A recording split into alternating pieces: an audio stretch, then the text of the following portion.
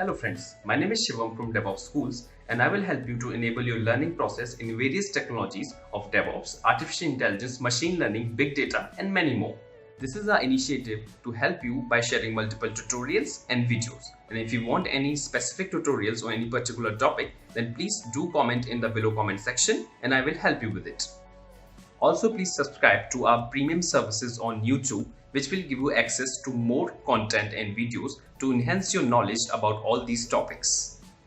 Also, if you want me to help you with regards to the online trainings and classroom sessions by our qualified trainers, then please do write me at contact@devopsschool.com. Thank you.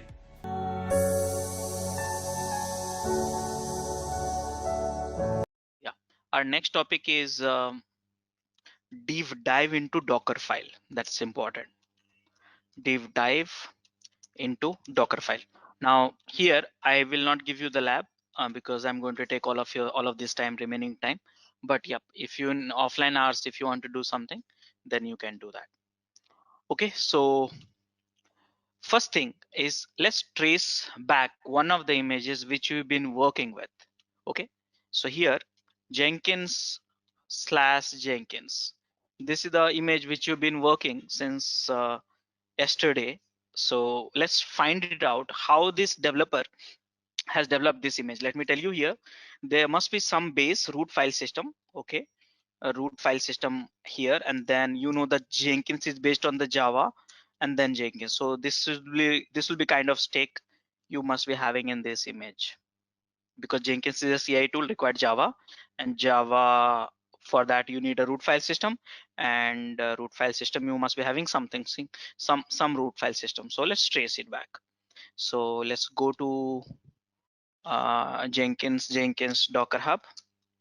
Look at my screen, all of you. I'm using Google. That's much easier for us. So this is the image which we are using right now.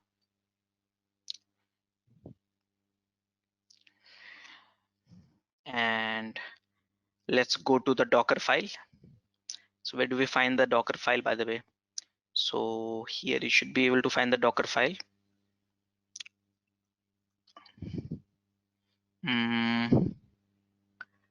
This documentation is not updated properly.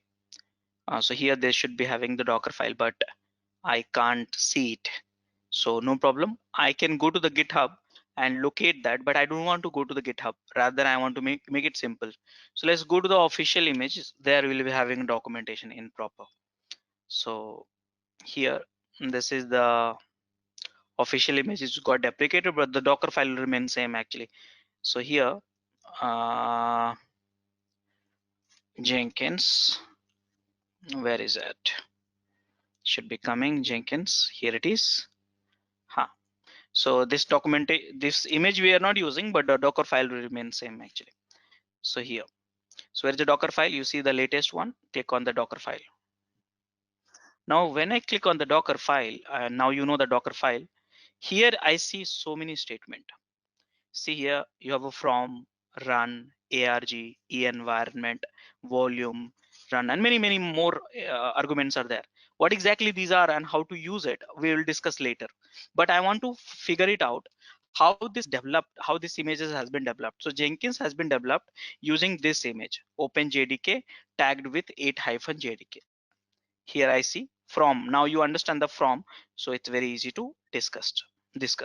So now here I will just trace back in the new browser, Docker Hub. Guys, this is a very important session, so please focus on it. And here,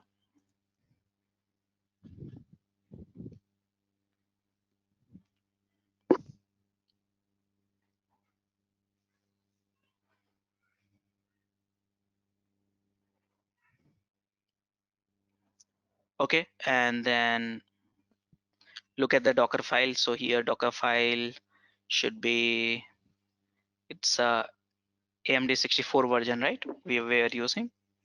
So here if I see, Jenkins image has been developed using the root file base file system, base image, OpenJDK. I'm just going to the base image, OpenJDK Docker file. and then see what exactly. So here the tag is 8-jdk. So I'm tracing it, the development of this. So you can also understand this much better. Here it is. So here it is. So now I click on this. This will take me to the Docker file again. And here I see the OpenJDK, that tag is developed using this base image. Look at this, how this chain has been developed. See here. So this image has been using this image with this tag. This image is using this image with this tag. Now let's track build packs depths. Docker Hub. Here. And tag is busted-scm.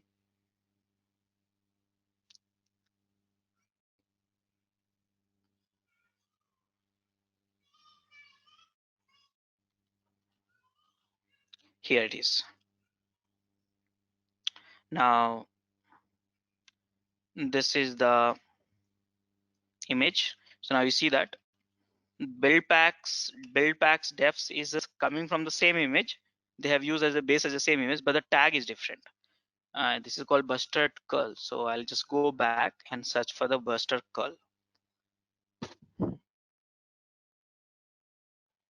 Buster curl. So now if I search for the buster curl, here it is. Now you see here, if I see the buster curl, this is from the Debian. Now I can understand that, okay, Jenkins is based on the Debian, but still I'll figure it out. Debian, I'll go for the Docker Hub and Debian. And here it is.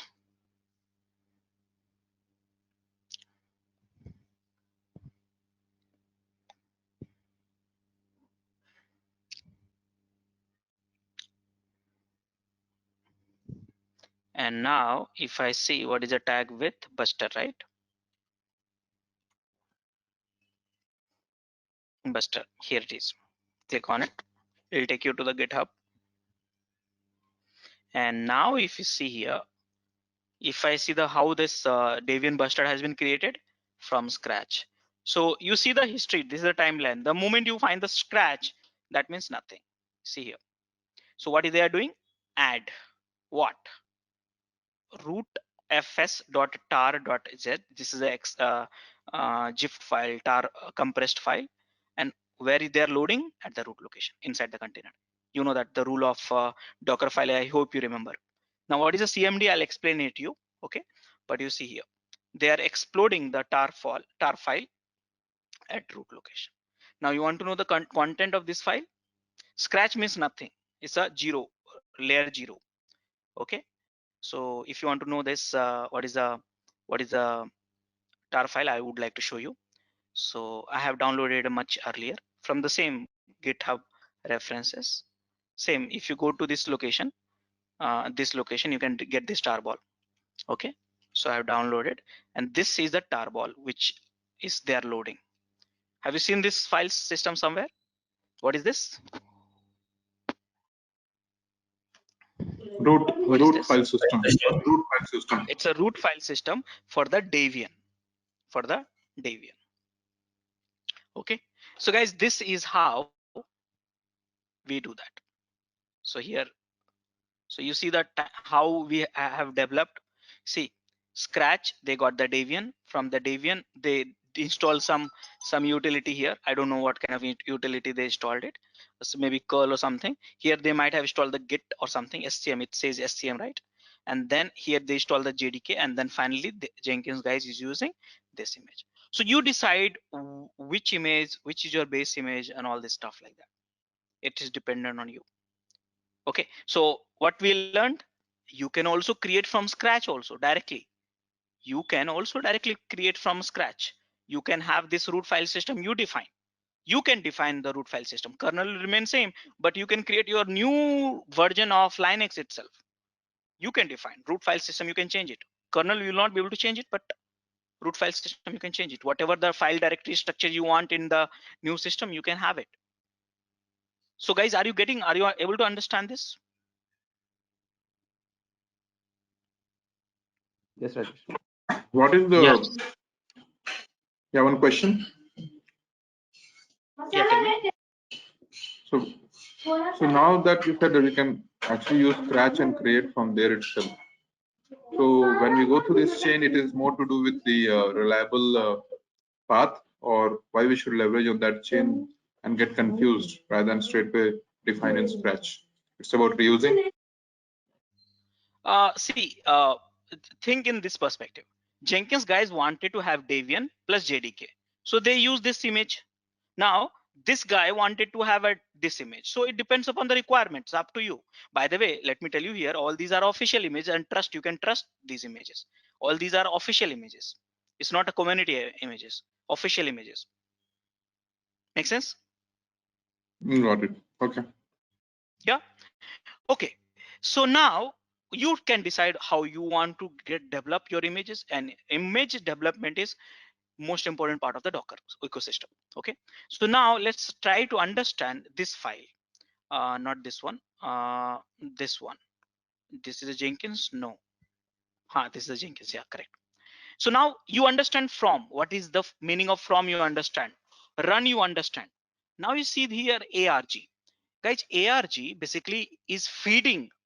You can hear my statement very carefully. ARG is basically feeding the arguments values during the runtime. Okay, so what will happen? They are setting the variable here. ARG user is equal to Jenkins, group is equal to Jenkins, UID is equal to Jenkins, and blah blah blah. All these arguments they have set it up. Is something like a variable. And during the when you create a container, okay, when you create a container during the runtime, all these variables will get interpolated. Okay, so now how can it be interpolated automatically? So you can use the dollar user. See here. So if you set some variables using ARG argument, then you can pass these variables values through the dollar curly braces, and that's this one. So here you see there's one has been passed here dollar. See here HTTP port has been passed here, agent port has been passed here. So these are the arguments actually to the runtime environment. So if you want to set at one place and then reuse it multiple times, you set it up. Simple. This is a typical practices we do in the programming languages as well. You set the variables and then reuse it as many times you want it. Okay. Now guys, here environment. Okay, if you want to set some environment in the container, okay, container, then you have to use env. For example, I don't know how many of you have noticed this one. Let me show you directly rather than talking. See here, docker run -d jenkins -jenkins. Okay, and now this is the one container I'm creating just for the displaying purpose. I think the image was not there, so he's downloading it.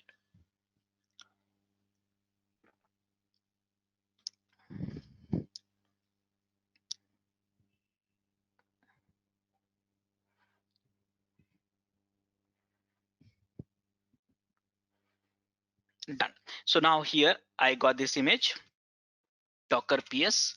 This is the this is the container. Okay, now I want to set that, I want to check that environment variable. So let me run the env linux command. See, there's so many environment variable. So for running the application you need certain environment variable, but how do you set during the runtime? So env, you see here through env they have set the jenkins home. Let me locate this. Must be here somewhere. Here it is. And jenkins slave agent port. Where is that? I'm not able to locate it. Right below Here it that. is. Yeah, this is the one.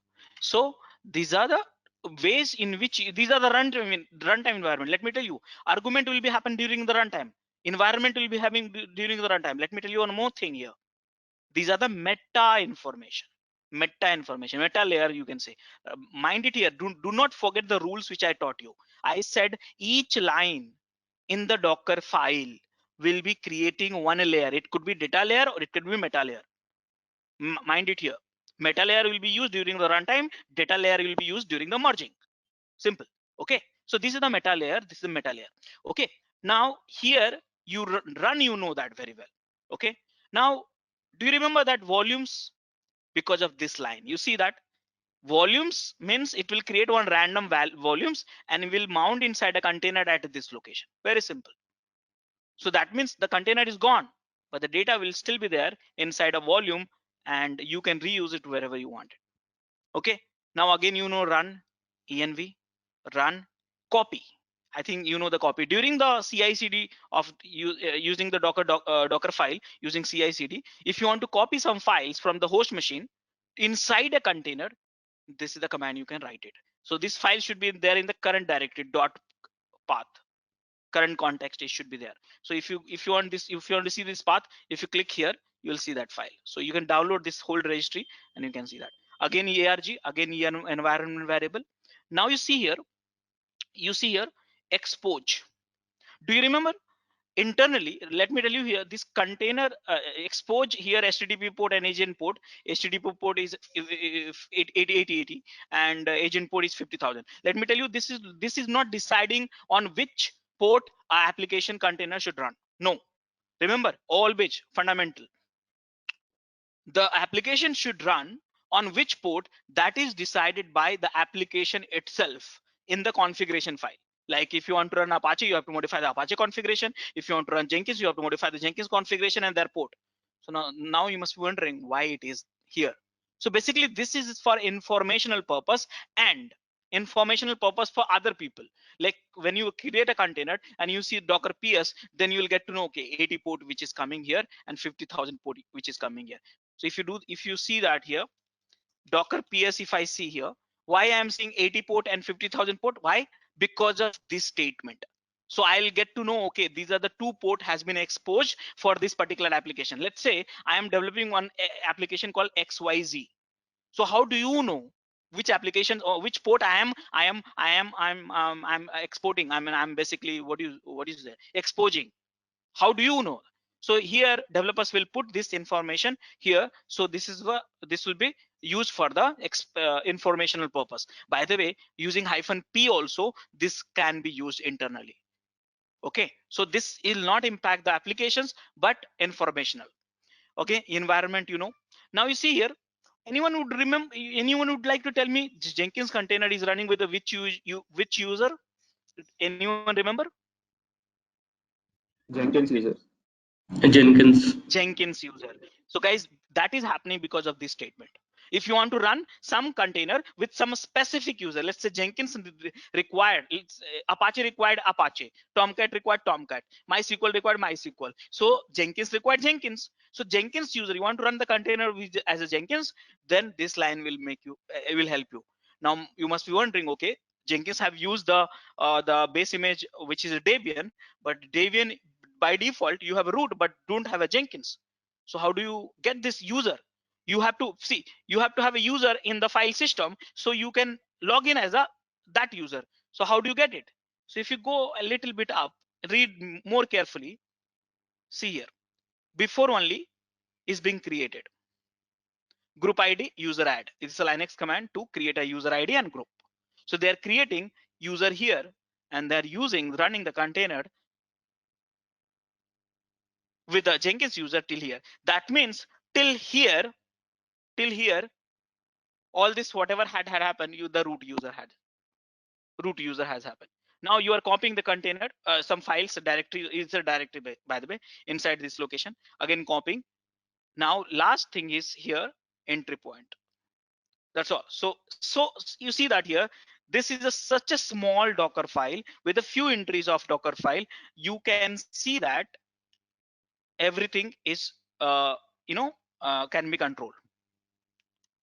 Okay, so now these are there are two things which we have, which is not explained so far, entry point versus CMD, that I'm going to teach you right now. But guys, did you find any difficulties understanding this command, this file?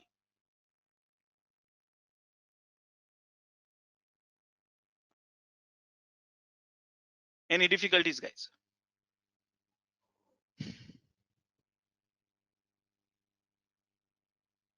Guys, are you there? Yeah. Rajesh, no issues. Okay, now guys, this is the most important one as per my experience. The question is how to set, remember, how to set PID1. Remember the importance of PID1, I have talked about it already so many times. But how to set PID1 for the container in the image. How to set? So guys, you have to use entry point or CMD. See here, look at this. Do you remember Bintini, S-Bintini? I mean, this is the older image that Docker file I'm using. So in the new image which you have used S-Bintini you have. Do you remember this line? This is the PID1 of the Jenkins image. Let me show you Ubuntu image, Docker Hub, Ubuntu image. What was the PID1 in the Ubuntu image? Anyone remember? Bash, I think. Anyone? Bin bash. Bin bash, yeah. So I'll show you that one also. So I use the latest image. I think it's 18 or something. So go to AMD latest. Where is the latest? Here it is. 20, I think. It's not 18. 20. Now you see here. From scratch, they are developing as a base image, and you see that this guy has done so much of logical end. That means to reduce the number of layers, they have used so many see here, CMD, bin bash. So guys, how to set the PID1? You can use entry point or CMD, but the question is, which one I should use? What is the difference? So guys, what has happened? Initially, CMD got introduced, where CMD can be replaced. Yes, CMD can be replaced. What does that mean? So here, let me show you directly rather than talking. See here, Docker, look at my screen here, Docker run -itd Ubuntu. There's one container I am creating. What is the PID1? Here you see bin bash. But same command again, I run ls. See here. See here. Remember Ubuntu, you have a CMD. It can be replaced. It can be replaced with anything. It can be replaced with anything. So here, what has happened? The consistency of the behavior, you will not get it from the container. Sometime you see, I did not provide any input, so it's been used ls. I use ls, replaced. I use something else, it replaced. So here, when you create an image, just a second, guys. Let me just close the door. There's some noise coming from outside. Just a second.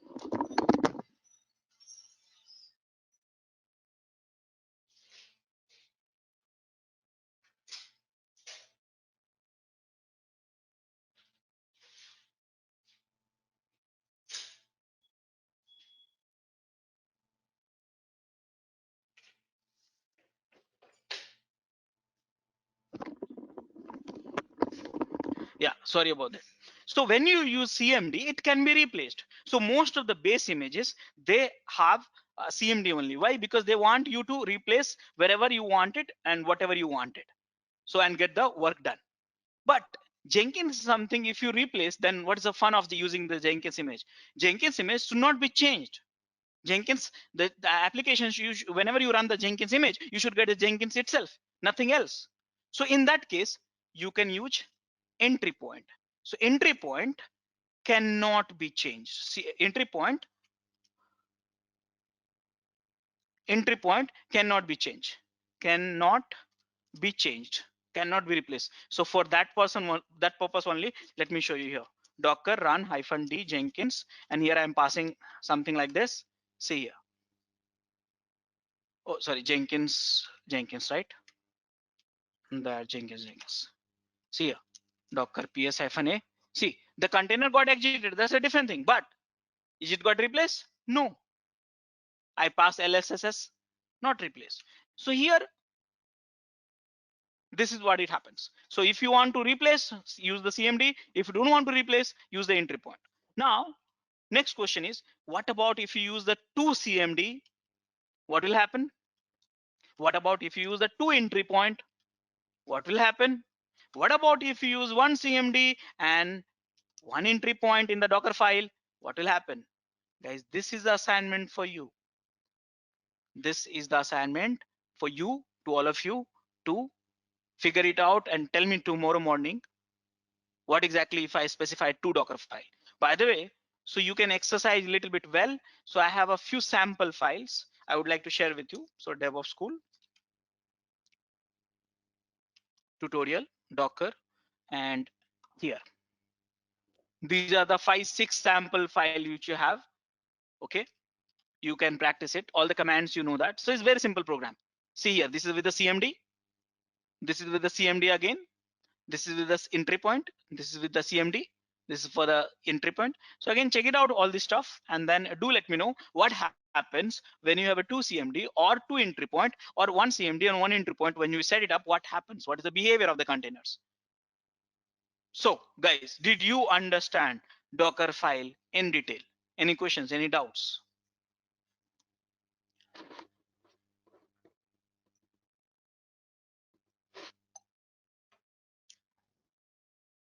Any questions? Yeah, so it's quite powerful.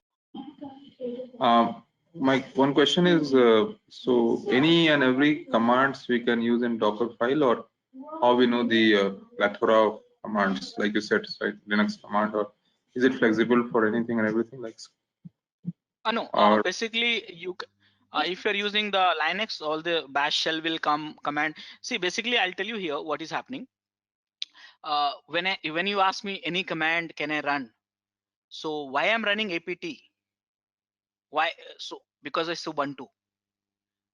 Okay, simple thing.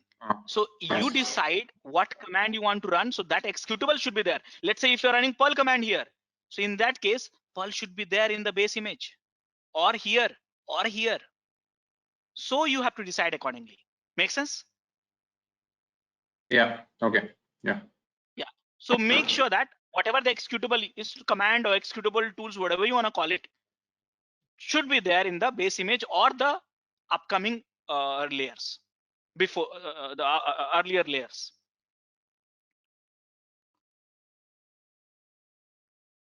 Yeah, more questions, guys.